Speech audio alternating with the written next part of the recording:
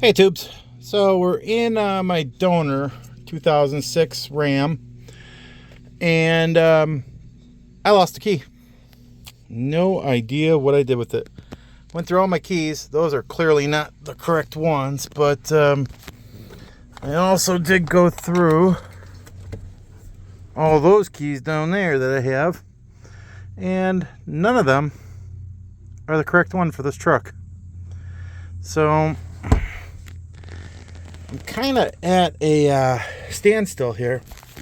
I think what I'm going to do, I don't have anything to lose. I'm going to drill this out, and then I'm going to put a battery in it.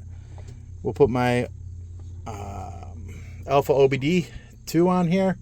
We'll turn the skim off, and we'll see if shutting the skim off, if that's good enough for getting this thing to run. If not, we'll have to come up with plan B or plan C. All right, let me drill this out, and I'll bring you guys back. All right, tubes. So I figured I'd take off the clamshell that kind of protects all the goodies here, and just kind of explain to you a little bit what I'm going to be doing. First off, this ring going right here, this is your skim. This is your anti-theft for a Chrysler. What I'm going to do is I'm going to disconnect it by just you can pull that off just like so. Oops. You can pull that off just like so.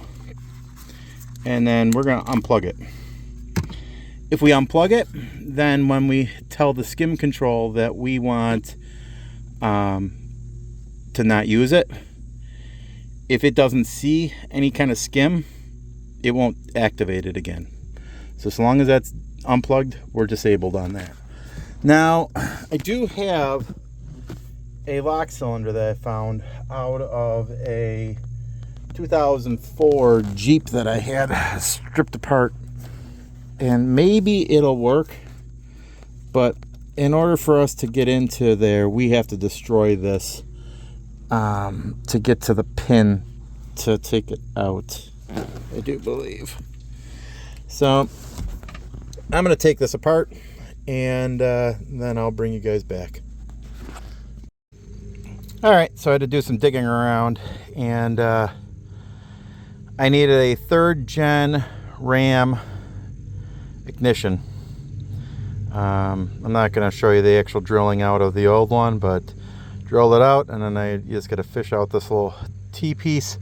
The difference between the other cylinder that I have is that it's the solid barrel style. So this is probably like what you'd see for how those Kias are getting stolen, where you can stick the USB in there and turn it away. But yeah, so I've got this one here that I'm going to use. Put it in the correct way.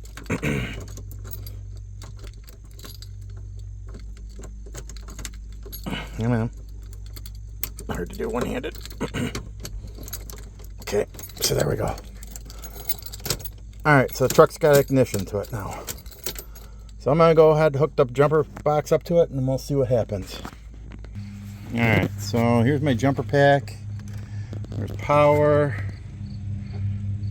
Put it into override. And there we go. Everything's hooked up. We'll come in here. Whole bunch of shit will be going off. Fuel pump kicked on.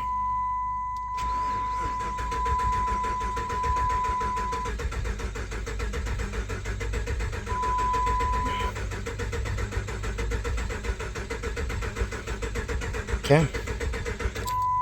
It'll crank, but it will not start.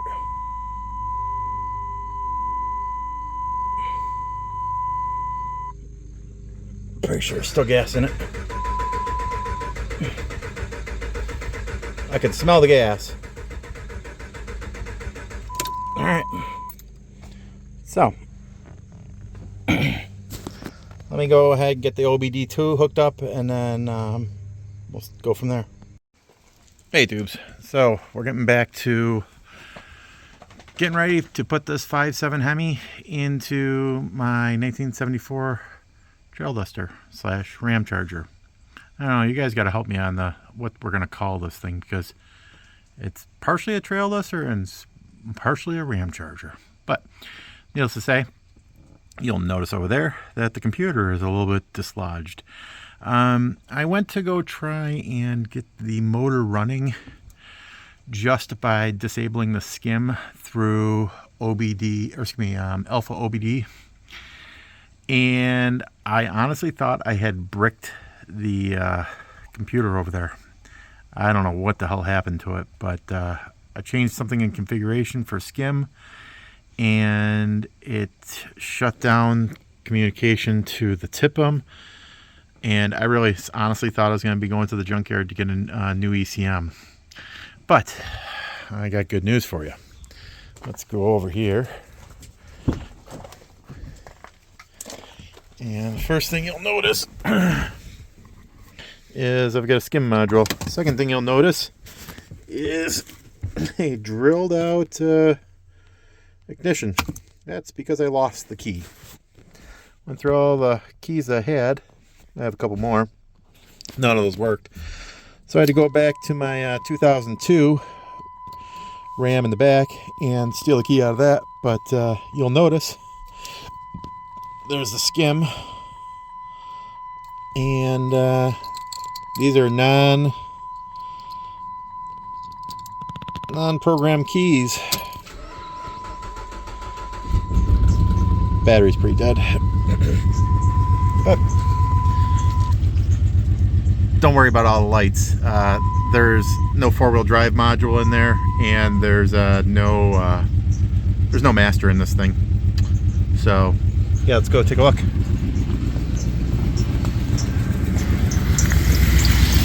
Like I said, there's no master. So, but yeah, she's running. Look at that belt. And that looked good. I think I need a tensioner. So how did I do this? Well, let me shut this off.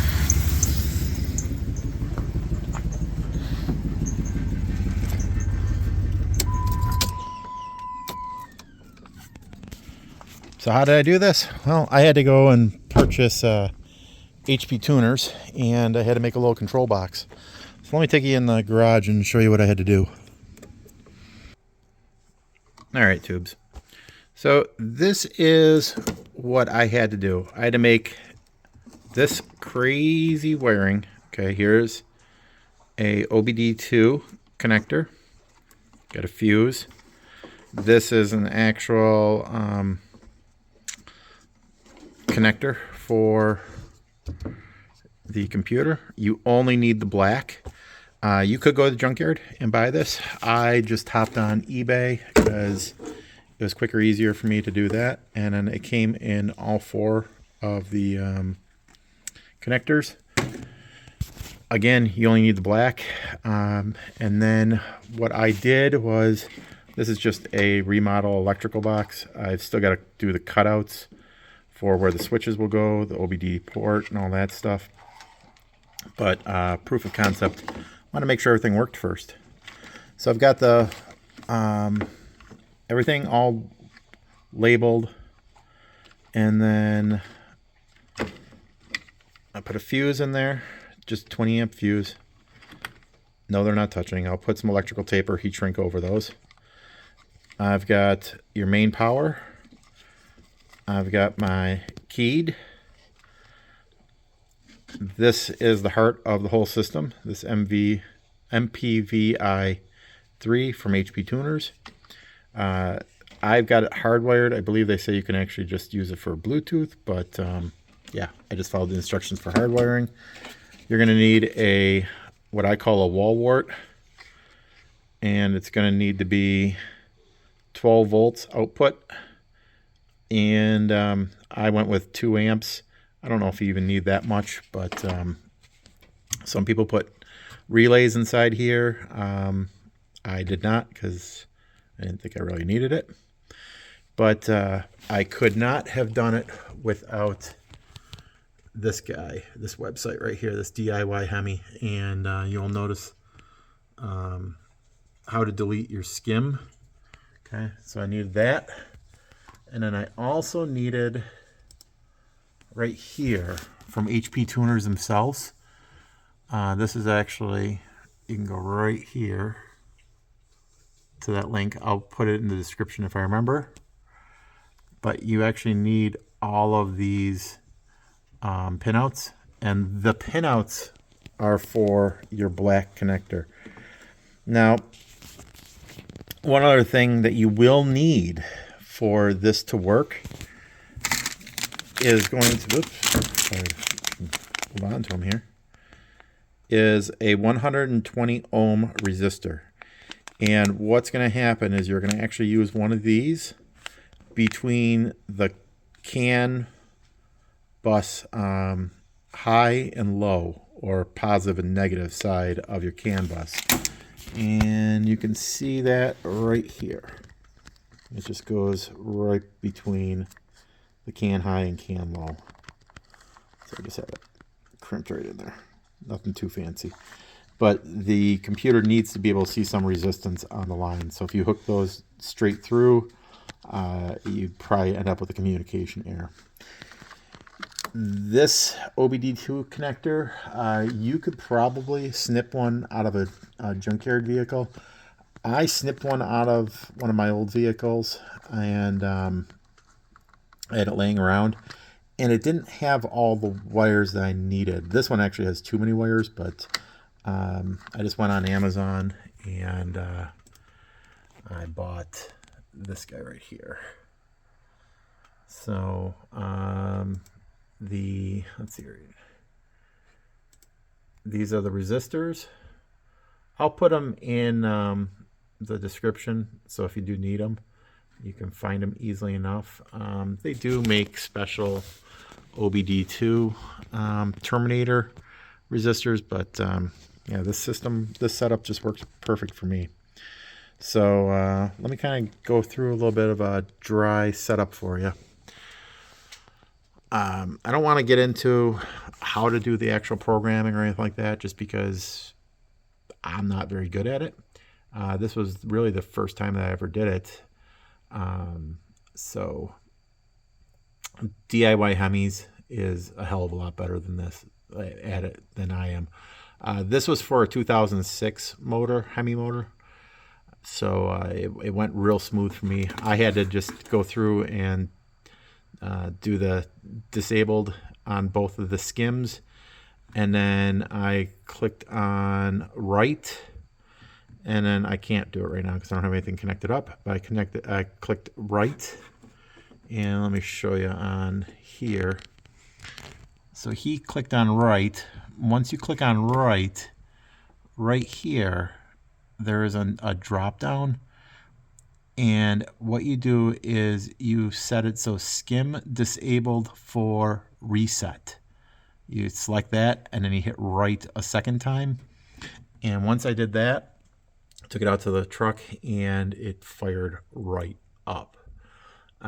Now the rest of this video, so this is, you know, timestamp 1947, but right after this, he goes into where he has a little bit of trouble with trying to get the vehicle to actually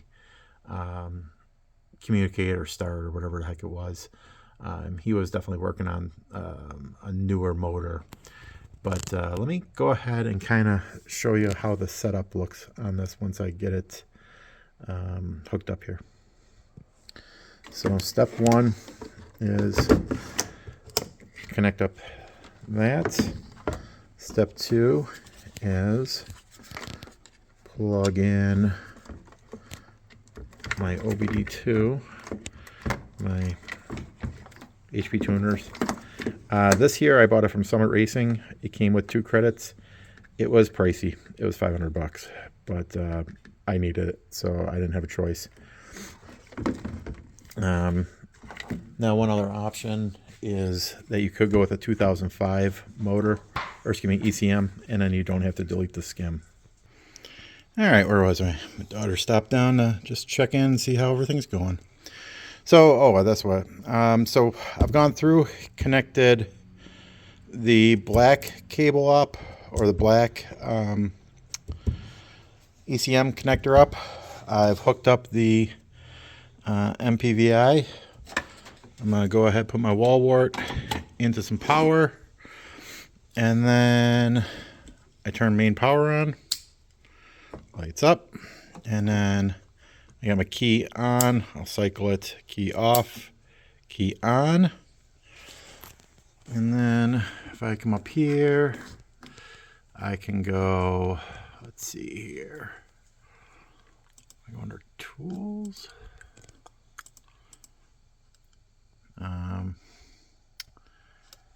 Let's see here.